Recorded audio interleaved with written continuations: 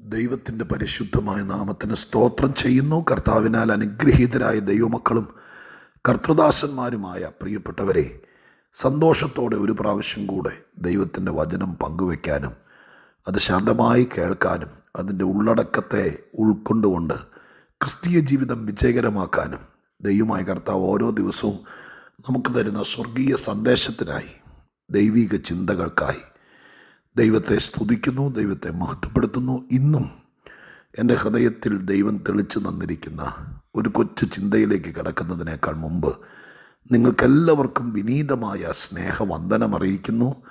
നമ്മുടെ കർത്താവിനെ വചനം തന്ന് നമ്മളെ പോഷിപ്പിക്കുകയും ബലത്തോടെ ഈ ഭൂമിയിൽ നിർത്തുകയും ചെയ്യുവാൻ, അതിധൈര്യം നമ്മളിൽ പകരാൻ വചനത്തിൻ്റെ ശുശ്രൂഷയ്ക്ക് കഴിയുന്നതിനായി ദൈവത്തിന് സകല മഹത്വവും പുകഴ്ചയും സ്തുതിയും സ്തോത്രവും എല്ലാം കരയേറ്റിക്കൊണ്ട് ഒരിക്കൽ കൂടെ കർത്താവിൻ്റെ തിരുമുമ്പിൽ നിന്ന് പ്രാപിച്ച ദൈവത്തിൻ്റെ ചിന്തകൾ നിങ്ങളോട് പങ്കുവയ്ക്കാൻ കർത്താവിൽ ഒരുങ്ങുന്നു. സങ്കീർത്തനം 27:3 ഇന്ന് ഞാൻ നിങ്ങളെ വായിച്ചു കേൾപ്പിക്കാം. 27-ാം സങ്കീർത്തനത്തിൻ്റെ 3-ാമത്തെ വാക്യം: ഒരു സൈന്യം എൻ്റെ നേരെ പാളയമിറങ്ങിയാലും എൻ്റെ ഹൃദയം ഭയപ്പെടുകയില്ല. എനിക്ക് യുദ്ധം നേരിട്ടാലും ഞാൻ നിർഭയമായിരിക്കും. ഒരു സൈന്യം എൻ്റെ നേരെ പാളയമിറങ്ങിയാലും എൻ്റെ ഹൃദയം ഭയപ്പെടുകയില്ല. എനിക്ക് യുദ്ധം നേരിട്ടാലും ഞാൻ നിർഭയമായിരിക്കും. ദാവീദ് രാജാവിൻ്റെ സങ്കീർത്തനമാണ് 27-ാം സങ്കീർത്തനം. ഒരു സാധാരണക്കാരനെ കൊണ്ട് പറയാൻ പറ്റുന്നൊരു വാക്കല്ലത്. ഭംഗിവാക്ക് വേണമെങ്കിൽ പറയാം, പക്ഷെ കാര്യത്തോട് അടുക്കുമ്പോൾ മുട്ടിടിക്കും. ഒരു രാജാവ് ദൈവത്തിൻ്റെ സന്നിധിയിൽ, അല്ലെങ്കിൽ അദ്ദേഹത്തിൻ്റെ മനസ്സ് തുറന്ന് നമ്മളൊക്കെ അറിയാൻ വേണ്ടി പറഞ്ഞിരിക്കുന്ന വാചകമാണ്: ഒരു സൈന്യം എൻ്റെ നേരെ പാളയമിറങ്ങിയാലും എൻ്റെ ഹൃദയം ഭയപ്പെടില്ല. എനിക്ക് യുദ്ധം നേരിട്ടാലും നിർഭയനായിരിക്കും. യുദ്ധത്തെ ഭയപ്പെടാത്ത ഏത് രാജാവുണ്ടായിരിക്കും? കാരണം യുദ്ധം ചെറിയ കക്ഷിയാണെങ്കിലും വലിയ കക്ഷിയാണെങ്കിലും അതൊരു കൈവിട്ട കളിയാണ്. പാളയമിറങ്ങുക എന്ന് പറയുന്നത് നമുക്ക് വിരോധമായി നശിപ്പിക്കാം. ശത്രു അല്ലെങ്കിൽ ഒരു സൈന്യം വന്ന് പാളയമിറങ്ങിയാൽ എന്തൊക്കെയാണ് നഷ്ടപ്പെടാൻ പോകുന്നത്, എന്തൊക്കെയാണ് സംഭവിക്കാൻ പോകുന്നതെന്ന് പറയാൻ പറ്റിയല്ല. യുദ്ധങ്ങളൊക്കെ പ്രവചനാതീതമാണ്. യുദ്ധങ്ങളിൽ കൂടുതലും തന്ത്രങ്ങളാണ്, ആരോഗ്യമല്ല, വാൾപ്പയറ്റല്ല. ഏതൊരു യുദ്ധത്തിലും അന്നും ഇന്നും എന്നും യുദ്ധങ്ങളിൽ തന്ത്രങ്ങളാണ് വിജയിക്കുന്നത്. അപ്പോൾ ഏതൊക്കെ രീതിയിലാണെന്ന് പറയാൻ പറ്റില്ല. പക്ഷെ ഇവിടെ ദാവീദ് രാജാവ് ദൈവസന്നിധിയിൽ പറയുന്ന കാര്യം, അദ്ദേഹത്തിൻ്റെ സാക്ഷ്യമായി പറയുന്ന കാര്യം: ഒരു സൈന്യം എൻ്റെ നേരെ പാളയമിറങ്ങിയാലും എനിക്ക് യുദ്ധം നേരിട്ടാലും. ഞാൻ ഈ വാക്യങ്ങൾ വായിച്ച് എൻ്റെ ഹൃദയത്തിൽ ഞാൻ സംഗ്രഹിച്ച ഒരു കാര്യം നിങ്ങളോട് പറയാം. യുദ്ധം നേരിടാതിരിക്കട്ടെ. ഒരു സൈന്യവും ഒരു ശത്രുവും ഒരു പ്രതിയോഗിയും നമുക്ക് നേരെ പാളയമിറങ്ങാതിരിക്കട്ടെ. അതിനുവേണ്ടി തന്നെ പ്രാർത്ഥിക്കാം. ഇപ്പം നമ്മളാരും രാജാക്കന്മാരല്ല, കിരീടം വെച്ച് രാവിലെ ഇപ്പോൾ സിംഹാസനത്തിലേക്ക് വന്നിരിക്കുന്നവരല്ല. സാധാരണക്കാർ, അനുദിന ജീവിതത്തിന് വേണ്ടി ബുദ്ധിമുട്ടുന്നവർ, ദൈവത്തെ വിളിച്ചപേക്ഷിച്ച് ജീവിക്കുന്നവർ. ഞാൻ നമ്മളോടുള്ള ബന്ധത്തിൽ ഈ വാക്യത്തെ കുറച്ചുകൂടെ ലളിതമായി കൊണ്ടുവരാം. നമ്മുടെ കുടുംബത്തിന് ഒരു പ്രയാസം ഉണ്ടാകാതിരിക്കട്ടെ. ഭാര്യ ഭർത്തൃബന്ധത്തിന് ഒരു ഉലച്ചിലുണ്ടാകാതിരിക്കട്ടെ.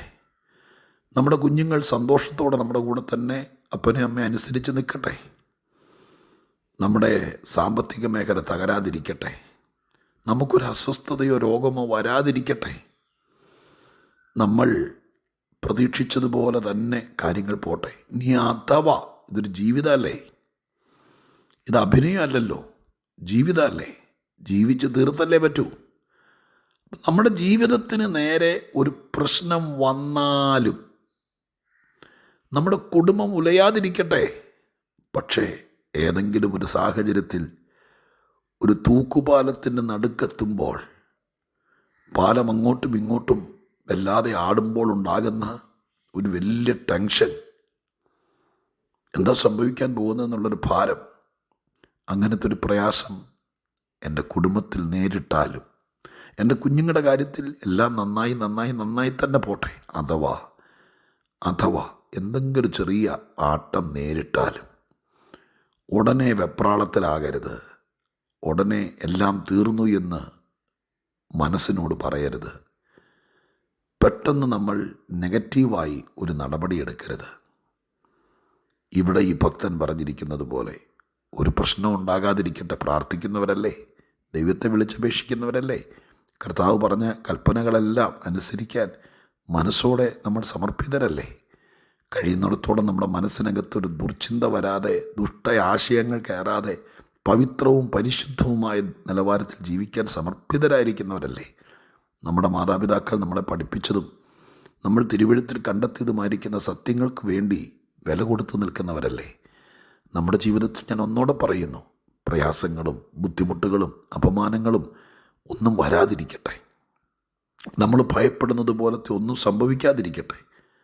ഇനി അഥവാ 1% ഒരു പ്രതീക്ഷിച്ചതുപോലെ അല്ലാത്ത ഒരു പരിസ്ഥിതി നമ്മുടെ ജീവിതത്തിനകത്ത് വന്നാൽ, നമ്മുടെ സാമ്പത്തിക മേഖലയിൽ വന്നാൽ, വിദ്യാഭ്യാസ കാലത്ത് വന്നാൽ, ജോലി സ്ഥലത്ത് വന്നാൽ, ഭാര്യ-ഭർത്തൃ ബന്ധത്തിനിടയിൽ, ഭർത്തൃ വീട്ടിൽ ചെന്നപ്പോൾ അവിടുത്തെ സാഹചര്യങ്ങളിൽ, നമ്മൾ ജോലിക്ക് ചെന്നപ്പോൾ മേലുദ്യോഗസ്ഥരുടെ ഭാഗത്ത് നിന്ന്, നമ്മൾ എല്ലാം വിട്ടൊരു കൂട്ടായ്മയിലേക്ക്, ഒരു ആത്മീക കൂട്ടത്തിലേക്ക് ചെന്നപ്പോൾ പ്രതീക്ഷിച്ചതുപോലെ അല്ലല്ലോ എൻ്റെ ദൈവമേ എന്ന് തോന്നിപ്പോകുന്ന, നടുങ്ങിപ്പോകുന്ന എന്തെങ്കിലും ഒരു കാര്യം വന്നാൽ, അതല്ലേ ദാവീദ് ഇവിടെ പറഞ്ഞതിൻ്റെ മറ്റൊരു വശം.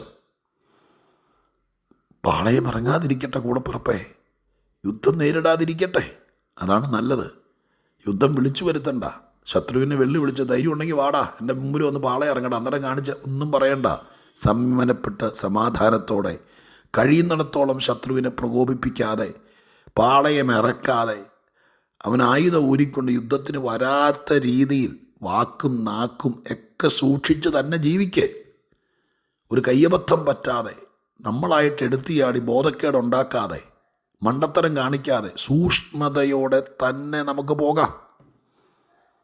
അഥവാ എന്തെങ്കിലും ഒന്ന് നേരിട്ടാലും എൻ്റെ പ്രിയപ്പെട്ടവരെ, നാം ദൈവമുള്ളവരാണ്. നമുക്ക് മീതെ സ്വർഗമുണ്ട്. സ്വർഗത്തിലെ എല്ലാ സൗകര്യങ്ങളും ഭക്തിയോടെ ജീവിക്കുന്നവർക്ക് വേണ്ടി ദൈവം വിട്ടുതരാതിരിക്കില്ല. അപ്പം അതുകൊണ്ട് എന്തെങ്കിലും പ്രയാസങ്ങൾ നേരിട്ടാലും ദൈവമുള്ളവർ പെട്ടെന്ന് എല്ലാം തകർന്നു, എല്ലാം തീർന്നു, ഇനി ഒന്നും ശരിയാകില്ല എന്ന് വിചാരിക്കരുതേ. ഭയപ്പെടരുത്. നേരിട്ടാലും നിർഭയമായി അത് പറ്റുമോ എന്നുള്ളത് നമ്മൾ 1000 വട്ടം ചിന്തിക്കും. പറ്റും. ദാവീദിന് പറ്റി, മറ്റു പലർക്കും ഇവിടെ പറ്റിയിട്ടുണ്ട്, നമുക്കും പറ്റും. അതിൻ്റെ കാരണം പറഞ്ഞു തന്ന് ഞാൻ പ്രാർത്ഥിക്കാം. അദ്ദേഹം ഇത്രയും ധൈര്യമായിട്ട് ഞാൻ ഭയപ്പെടില്ല, ഞാൻ നിർഭയനായിരിക്കും എന്ന് പറയാനുള്ള കാരണം ഈ സങ്കീർത്തനത്തിൻ്റെ തുടക്കവാചകങ്ങളിലാണ്.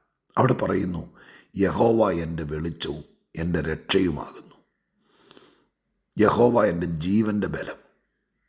അപ്പോൾ എൻ്റെ രക്ഷ, എൻ്റെ വെളിച്ചം, എൻ്റെ ജീവൻ്റെ ബലം, എൻ്റെ ദൈവം എനിക്കാരാണ്. എനിക്കൊരു പ്രശ്നം വന്നാൽ എന്നെ സഹായിക്കാൻ ആരൊക്കെ വരും, എൻ്റെ പക്ഷത്ത് ആരൊക്കെ നിൽക്കും എന്നതല്ല നമ്മൾ ചിന്തിക്കേണ്ടത്. എൻ്റെ ദൈവം എനിക്കാരാണ്. എവിടെയോ ഒരു ദൈവം ഉണ്ടെന്നല്ല, വേദപുസ്തകത്തിൽ ദൈവത്തെക്കുറിച്ച് അമ്മച്ചി പറഞ്ഞു തന്നിട്ടുണ്ടെന്നുള്ളതല്ല, അബ്രഹാമിൻ്റെയോ യോനയുടെയൊക്കെ ജീവിതത്തിൽ ദൈവം ഇന്നതെന്നൊക്കെ ചെയ്തെന്നുള്ളതല്ല. എനിക്ക് എൻ്റെ ദൈവം ആരാണ്. അതെപ്പോഴും എവിടാണെങ്കിലും ഓർത്തോളണം, ദൈവം എൻ്റെ ആരാണ്. എൻ്റെ ദൈവമേ എന്ന് വിളിക്കാൻ ഒരു മന്ത്രോച്ചാരണം പോലെ പറഞ്ഞു തന്നിരിക്കുന്ന ആയിരിക്കരുത്.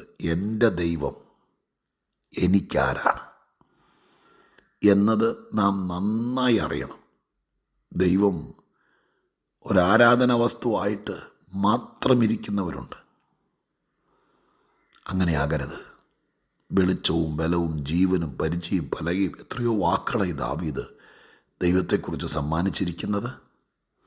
നമുക്ക് ദൈവം ആരാണ് എന്നതിൻ്റെ അടിസ്ഥാനത്തിലാണ് നമ്മുടെ പ്രശ്നങ്ങൾ നേരിടുമ്പോൾ നാം എങ്ങനെ ആയിരിക്കണം എന്ന് നിശ്ചയിക്കുന്നത്. അതുകൊണ്ട് ഒരു പ്രശ്നം ഉണ്ടാകാതിരിക്കട്ടെ സഹോദര. നിങ്ങൾ നന്നായിപ്പോട്ടെ, ശുഭമായിരിക്കട്ടെ. നിങ്ങളുടെ കുഞ്ഞുങ്ങളിലോ കുടുംബത്തിലോ നിങ്ങളുടെ ജോലിയിലോ നിങ്ങളുടെ ശുശ്രൂഷയിലോ ഒന്നും ഒരു പ്രശ്നം ഉണ്ടാകാതിരിക്കട്ടെ. മക്കളെ എന്ന് വിളിച്ച് പറയാൻ പ്രായമുള്ള എൻ്റെ പ്രിയപ്പെട്ട കുഞ്ഞുങ്ങളെ, നീ നിൻ്റെ ലൈഫിൽ ജീവിതത്തിൽ ഒരു യുദ്ധം നേരിടാതിരിക്കട്ടെ. അതാണ് എപ്പോഴും നല്ലത്. അഥവാ എന്തെങ്കിലും നേരിടേണ്ടി വന്നാൽ കേട്ടോ, ഭക്തന്മാരും നിങ്ങളുടെ മാതാപിതാക്കളും ഒക്കെ പലതും നേരിട്ടാണ് ഇതുവരെ എത്തിയത്. ഞങ്ങളൊക്കെ ഒരുപാട് കാര്യങ്ങളെ കണ്ടു. പക്ഷെ ഞങ്ങളെല്ലാവരും കൂടി ചേർന്ന് നിന്ന് പകച്ച് നിൽക്കുന്ന, വാടി നിൽക്കുന്ന, ഉലഞ്ഞു നിൽക്കുന്ന ഞങ്ങളുടെ പ്രിയപ്പെട്ടവരോട് പറയാം, പിന്നാലെ വരുന്നവരോട് പറയാം, അഥവാ ഇന്നലകളിലൊക്കെ ഒത്തിരി പിടിച്ചു നിന്ന് ഈ അടുത്ത സമയത്ത് കയറി വന്ന വിഷയത്തെ ഫേസ് ചെയ്യാൻ പറ്റാതെ ഭാരപ്പെട്ട് നിൽക്കുന്നവരോട് പറയാം, പേടിക്കാതെ 27-ാം സങ്കീർത്തനത്തെ ഒന്നോടെ നോക്ക്. അവർ പറയുന്നു, എനിക്ക് യുദ്ധമൊന്നും നേരിടുകയല്ല, എനിക്ക് എതിരെ ആരും ഇവിടെ വരാനൊന്നുമില്ല എന്നല്ല. വന്നാലും നേരിട്ടാലും ചില കാര്യങ്ങൾ നമ്മൾ നേരിട്ടേ പറ്റൂ. ചില കാര്യങ്ങൾ നമ്മുടെ മുമ്പിലൂടെ വന്ന് നിന്നൊക്കെ പോളൂ.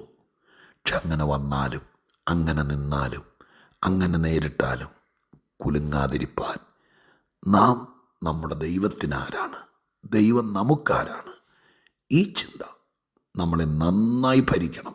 ആ ഒരു ബലത്തോടെ നമുക്ക് മുന്നോട്ട് പോകാം. ദൈവം എനിക്ക് ശക്തനും കരുത്തനും അപ്പനും ആശ്രയവും ഒക്കെയാണെങ്കിൽ ചില പ്രശ്നങ്ങൾ നേരിട്ടാലും കുലുങ്ങേണ്ട വരില്ല. പ്രാർത്ഥിക്കട്ടെ.